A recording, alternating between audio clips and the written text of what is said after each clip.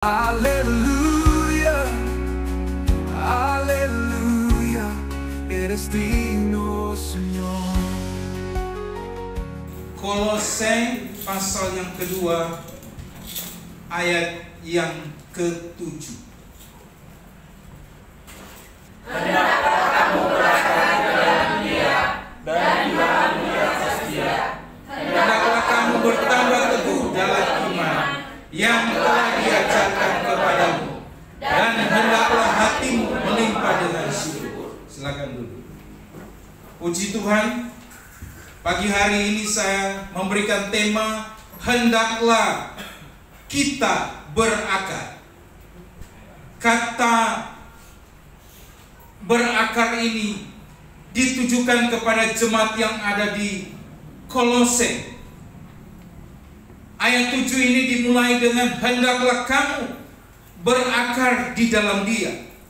Sebuah bangunan pencakar langit atau bangunan yang tinggi membuat banyak orang kagum, banyak orang melihatnya dengan begitu indah dan megah.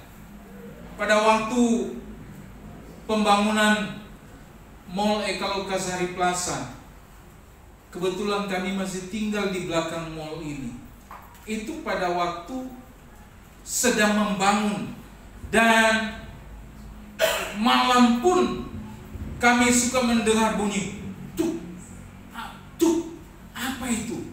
Setelah saya lihat ternyata ada namanya paku bumi. Jadi bukan cuma paku yang seperti kita lihat ada di sini paku, tetapi ini paku bumi yang panjang sekali dan ujungnya itu tajam sehingga ditancapkan. Kalau gedung-gedung yang tinggi begini, maka dia perlu paku bumi yang dalam dia harus tancapkan agar ketika dia membangun satu gedung yang tinggi itu menjadi kokoh dan kuat. Dan kita melihat gedung-gedung yang tinggi itu sangat indah sekali. Tetapi kita lupa bahwa sebelum itu dibangun dengan ketinggian yang sudah ditetapkan, maka gedung itu memiliki dasar, memiliki kedalaman, fondasi yang begitu kuat. Begitu juga dengan kehidupan kerohanian kita. Kehidupan kerohanian kita harus mengalami namanya pertumbuhan. Pertumbuhan itu tidak hanya dilihat dari dia bertumbuh, dia mengeluarkan buah, tetapi yang paling penting adalah dia berakar. Pada waktu dulu orang tua saya membawa ke kebun, dan ketika kita mau ambil singkong, saya pikir singkong itu mudah sekali untuk ditarik. Tapi pada waktu kita mau tarik, susah sekali. Ternyata akar dari singkong itu masuk ke dalam tanah, dan itu banyak sekali, dan itu yang membuat singkong itu kuat. Sudah berdua saya dengan ayah saya tarik, tidak bisa keluar. Jangan cuma lihat batangnya kecil, tetapi di dalamnya akarnya itu merambat, dan buahnya juga, artinya singkong itu ada di dalam, sehingga sangat kuat sekali dia berada di dalam tanah. Saudara yang dikasihi Tuhan, pagi hari ini ada 4 hal yang kita akan belajar tentang berakar di dalam Tuhan, tentang kerohanian kita. Hendaklah kamu berakar, berarti hidup kita harus berakar kuat pada Tuhan. Hidup kita harus berakar pada Tuhan. Tadi lagu pujian firman Tuhan, ku kan bertahan dalam tekanan. Ini nggak mudah, saudara. Di dalam tekanan kita bertahan, itu nggak mudah dan tidak gampang.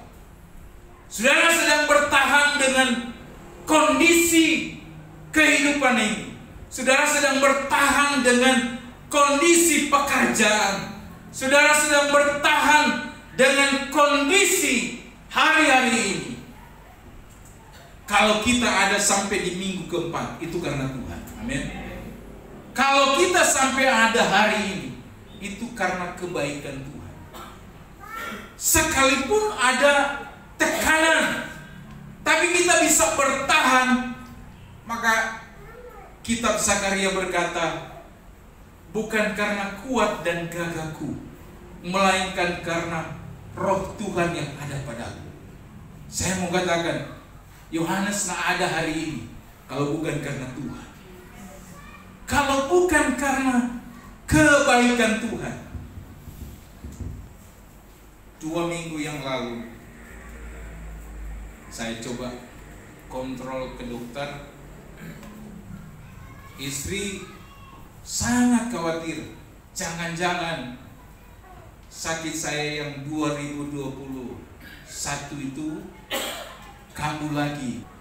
Tapi banyak hal yang saya ambil, mau 1 bulan lebih ini.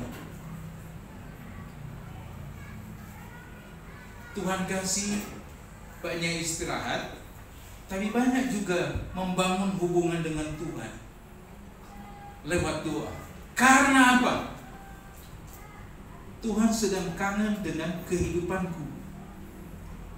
Ada banyak orang ketika perjalanan hidupnya aman-aman saja, hubungannya dengan Tuhan itu tidak intim. Tapi pada waktu dia ada di dalam kesusahan, kesulitan, ada di dalam sakit penyakit, ada di dalam tekanan-tekanan, maka Tuhan itu sedang kangen dengan kita untuk bersekutu pribadi dengan Dia, supaya kita semakin berakar. Kita berakar pada Tuhan lewat apa?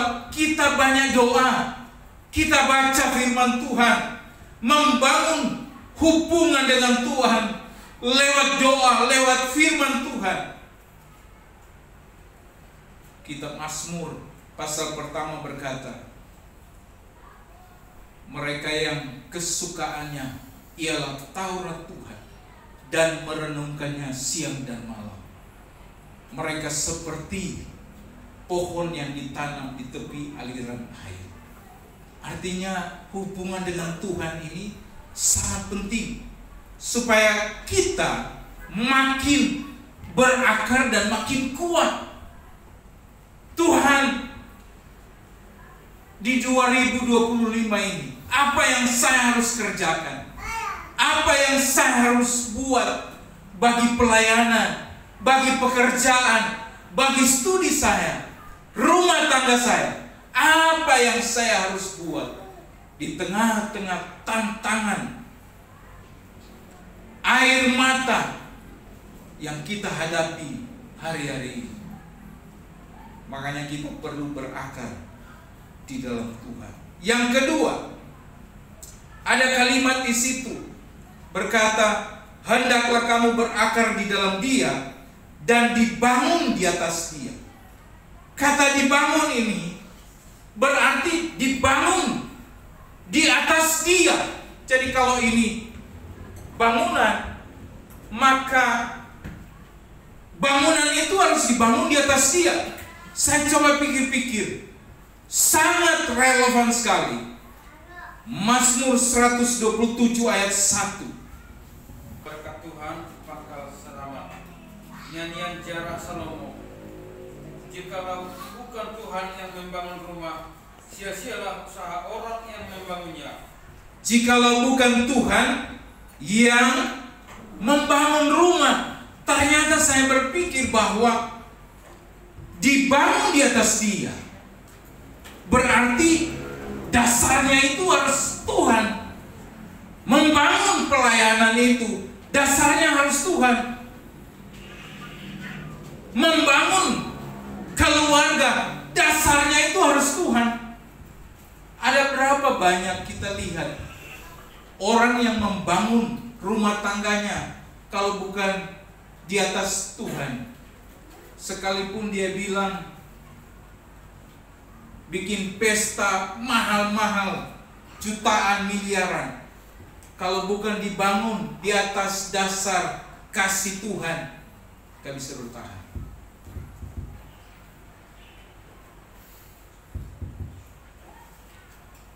Februari ini saya dan istri kena pernikahan kami 25 tahun.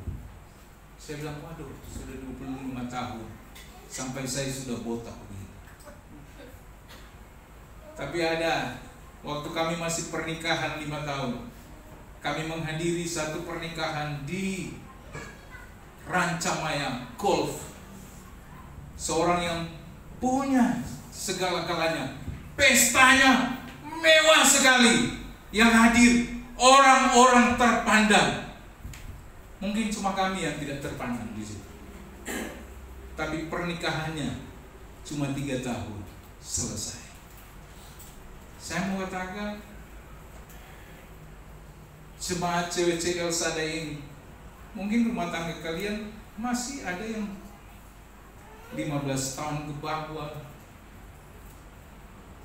Kalau bukan karena Tuhan, kalau cuma karena kecantikan kita tertarik, itu bisa beda, bos. Badan bisa berubah. Dulu badan saya tidak begini. Dulu rambut saya tidak begini. Lihat dari depan masih ada rambut, tapi di foto dari belakang sudah botak ternyata. Sebenarnya udah jelek ya. Tapi 25 tahun yang lalu, itulah yang membuat Ibu Ameni jatuh cinta juga sama saya. Saya pikir-pikir 25 tahun sudah punya 2 putra. Ya Tuhan, inilah sebuah kehidupan. Kalau bukan dibangun di atas dasar kasih Tuhan, Alkitab katakan, jikalau bukan Tuhan yang membangun rumah, sia-sia. Memang akan sia-sia. Kamu mengandalkan kekuatanmu, maka kitab Amsal berkata, orang yang mengandalkan Tuhan diberkati, tapi orang yang mengandalkan manusia, dia terkutuk. Siapa yang kita buat dasar ini? Sangat penting kita melibatkan Tuhan dalam segala sesuatu. Yesus pernah kasih perumpamaan tentang orang yang mendirikan rumah di atas batu dan di atas pasir. Itu terdapat dalam Matius 7 ayat 24 sampai 27. Kenapa Tuhan Yesus kasih perumpamaan orang yang mendirikan rumah di atas batu dan pasir? Yang mendirikan rumah di atas batu menggambarkan bahwa orang yang mendengar dan melakukan perkataan Yesus akan memiliki landasan yang kuat. Tidak mudah digoyahkan karena landasannya itu kuat, batu. Tetapi orang yang hanya mendengar firman tapi tidak melakukannya, maka landasannya itu lemah karena ada di atas pasir. Ketika datang gelombang, maka runtuhlah rumah itu karena di atas pasir. Apa itu? Saudara, kalau masih punya mental dibicarakan orang tersinggung, mudah menyerah, mudah mundur, itu mental yang tidak kuat. Mental kita ini harus kuat. Dasar kita ini harus kuat. Karena dibangun di atas dia.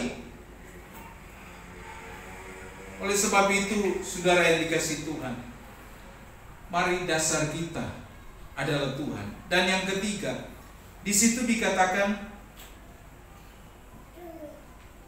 dalam kitab Kolose 2 ayat 7, dan dibangun di atas dia, hendaklah kamu bertambah apa? Teguh dalam iman. Bertambah teguh dalam iman. Apa artinya teguh ini? Artinya kita tidak mudah digoyahkan iman kita. Sadrak, Mesak, Abednego, mereka berada di tengah-tengah orang kafir. Mereka berada di tengah-tengah orang yang tidak percaya pada Tuhan.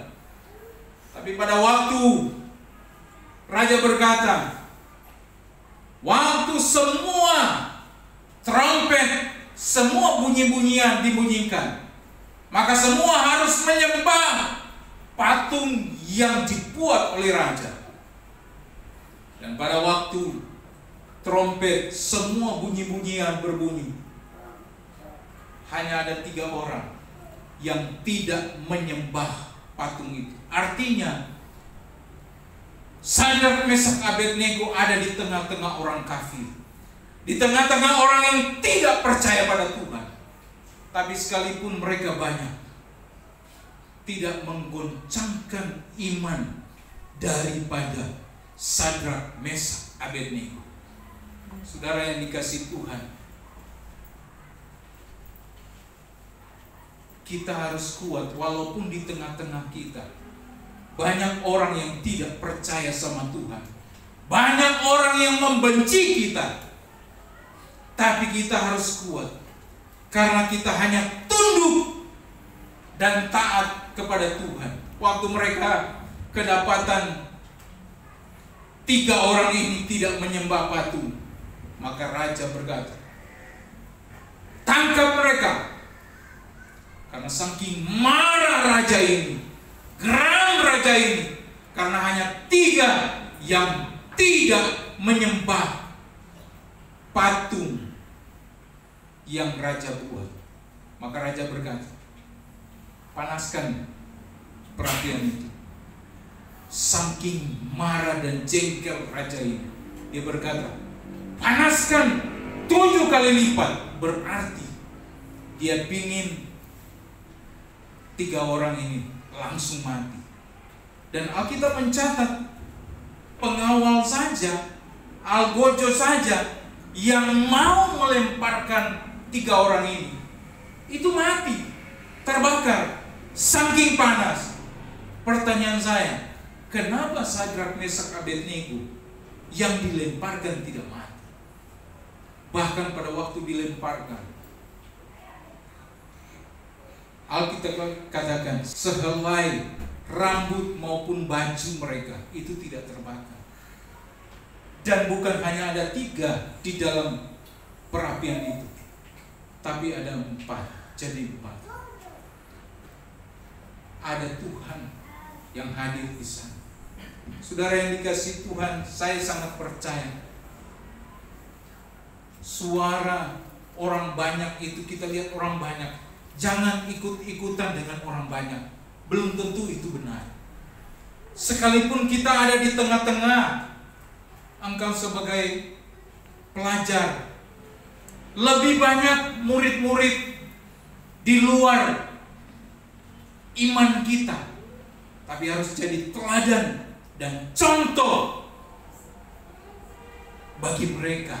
Sekalipun kita berada di tengah-tengah mereka yang tidak percaya sama Tuhan. Maka Yesus berkata, hendaklah engkau menjadi garam dan terang. Biar mereka melihat ada perbedaan antara orang yang percaya sama Tuhan dan orang yang tidak percaya sama Tuhan. Harus berbuat berbeda. Jangan kita mengaku kita percaya sama Tuhan, kita orang Kristen, tapi perbuatan kita sama dengan orang yang tidak percaya sama Tuhan. Mereka berjudi, kita judi. Mereka minum, kita minum. Harus berbeda. Sekalipun orang banyak, kita harus lakukan begini. Tapi jangan pernah ikut-ikutan. Saudara masih ingat pada waktu Yesus mau masuk Yerusalem? Kenapa Yesus mau masuk Yerusalem? Dia naik keledai, masuk, dan orang banyak berkata, Hosana, Hosana. Yesus itu menangis. Karena Yesus tahu mulut yang sama juga yang akan berkata, salibkan dia, salibkan dia. Pada waktu dia ditangkap, dibawa, ditanya, kalian mau dibebaskan Yesus atau yang satu ini, Barabas? Mereka bilang, Yesus harus disalibkan. Orang banyak juga yang menyalibkan Yesus. Mungkin di antara kita banyak orang yang tidak senang dengan kita. Tetap kita harus teguh dalam Tuhan.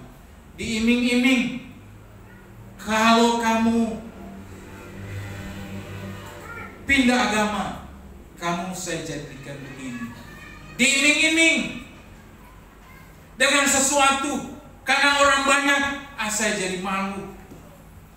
Masuk rumah makan, waktu kita mau makan, saudara malu nggak kalau berdoa? Jangan pernah malu. Itu identitas kita. Kita berdoa pada Tuhan sebelum kita makan. Mazmur 91 ayat 7 berkata, walau 1000 orang rebah di sisimu dan 10.000 di sebelah kananmu, tetapi itu tidak akan menimpamu. Walau 1000 orang rebah di sisimu dan 10.000, artinya apa? Penyertaan Tuhan itu ada bagimu. Kamu lihat ada begitu banyak orang yang akan mencelakakan kamu, membunuh kamu, menjahati kamu. Tapi Alkitab berkata, itu tidak akan menimpa. Tuhan bawa saya kepada cerita Nabi Elisa dan bujangnya. Pada waktu mereka dikejar-kejar untuk dibunuh, bujangnya ini bangun pagi-pagi dan dia lihat tentara banyak sekali sudah mengepung mereka. Nabi ini hanya berkata, tenang. Dia bilang, mati kita ini. Lantas Nabi ini berdoa, Tuhan, bukakan mata bujangku ini Tuhan. Padahal dia tidak buta loh. Dia tidak buta. Tapi dia berdoa, Tuhan, bukakan mata rohani dari bujangku ini. Pada waktu Nabi ini berdoa, dibukakan matanya. Dan dia melihat, ternyata di balik tentara Aram yang akan menyerbu menangkap mereka, di balik itu ada tentara dari Tuhan yang berkeliling, menjaga, mengawasi mereka. Lihat, kadangkala apa yang kita lihat dengan mata membuat kita khawatir. Apa yang kita lihat hari-hari ini membuat kita takut dan gentar. Tapi minta sama Tuhan, Tuhan kasih saya mata rohani untuk melihat bahwa di balik itu semua ada Tuhan. Tuhan tidak pernah tinggalkan saudara. Mazmur 23 ayat 4 berkata, sekalipun aku berjalan dalam lembah apa? Kekelaman, aku tidak takut bahaya. Dalam lembah kekelaman aja Tuhan ada. Masa kalian lewat kuburan berkata, permisi? Berarti itu penakut. Engkau tidak percaya ada Tuhan. Sekalipun aku berjalan dalam lembah kekelaman, aku tidak takut bahaya, sebab Engkau besertaku. Gadamu dan tongkatmu itulah yang menghibur aku. Kata besertaku ini membuat saya dan saudara menjadi kuat. Karena apa? Manusia bisa tinggalkan kita loh saudara. Manusia bisa mengecewakan saudara. Tapi Tuhan ada besertamu. Ada besertamu. Dia tahu kita ada di dalam kesulitan, kesukaran. Doa saya pada waktu malam 31, Tuhan ini mau masuk di 2025. Kerinduan kami untuk membangun rumah doa. Kita baru ada dana 100 juta. Aduh, mau target kita kalau ada 300 juta kita sudah bangun itu rumah doa itu. Tapi saya percaya Tuhan teguhkan iman saya. Selama aku ada beserta denganmu, engkau tidak perlu takut, Yohanes. Saya cuma berpikir, ya Tuhan, kehendak-Mu lah yang terjadi, bukan kehendak. Yang keempat, hendaklah kita berakar. Artinya di situ ada kalimat yang terakhir. Hendaklah hatimu melimpah dengan ucapan syukur. Ternyata ucapan syukur ini pada waktu kita mengucap syukur, terima kasih Tuhan, saya sedang sakit ini Tuhan, makasih karena Tuhan kangen dengan saya. Terima kasih saya ada di dalam tekanan supaya saya dekat dengan Tuhan. Perhatikan baik, doa yang mana kita lebih sungguh-sungguh pada waktu kita tidak ada persoalan atau ada persoalan? Ayo jawab saya. Hah? Ada persoalan kan? Sampai Ibu Jun kalau di Google Meet dia akan menangis kedengaran. Berarti Tuhan sedang kangen dengan Ibu Jun. Bukan cuma Ibu Jun, Ibu Doriana juga dia kangen. Dengar baik kalimat saya. Lebih bagus engkau nangis di hadapan Tuhan dan jangan pernah nangis di hadapan manusia. Saya tidak setuju. Jangan pernah cerita sama orang terdekat menangis, saya sedang susah, nggak ada beras di rumah, besok jatuh tempo pembayaran kontrakan. Nggak usah nangis. Lebih bagus kamu nangis di hadapan Tuhan, karena Tuhan tidak pernah akan mengecewakan. Kamu nangis di hadapan keluargamu, paling dia bilang, apa?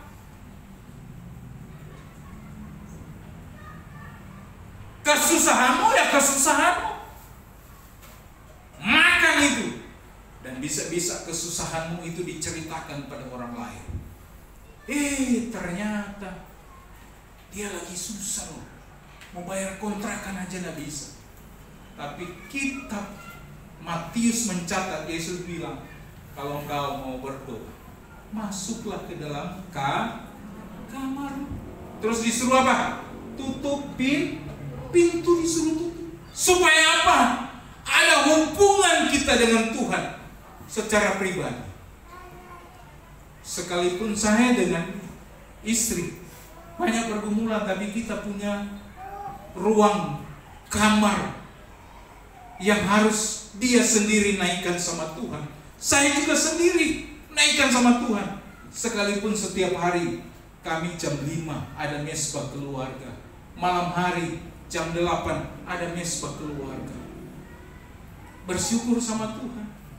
Hari ini engkau bisa makan. Bersyukur sama Tuhan. Soal orang lain engkau lihat, dia makan enak begini. Itu orang lain. Yang penting kita syukuri. Dia mencukupi segala kebutuhan kita. Mari kita buka Habakuk 3 ayat 17 sampai 18. Sebagai ayat yang terakhir, kita bangkit berdiri semua.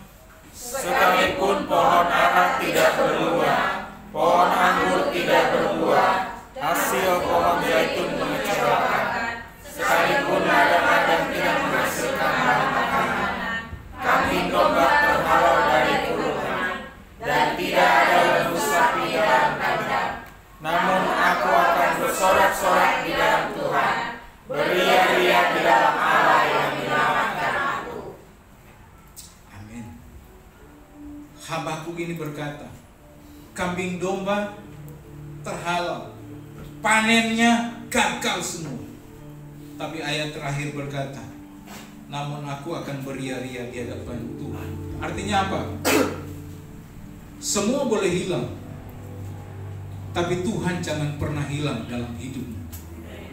Apa yang engkau punya di dalam dunia ini, itu bisa hilang, dan itu cuma sementara. Yang penting Tuhan kita jangan pernah meninggalkan kita.